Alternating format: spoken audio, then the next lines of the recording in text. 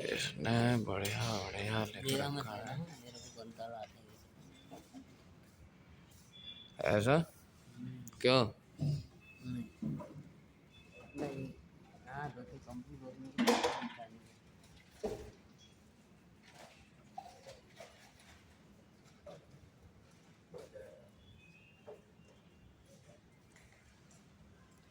देखो गाइस, हम आए थे एलसीडी बनने। ये कंपनी में बनती है एलसीडी, जो आप लोग देखते हो टीवी में, वही टीवी यहाँ पे बनती है भाई।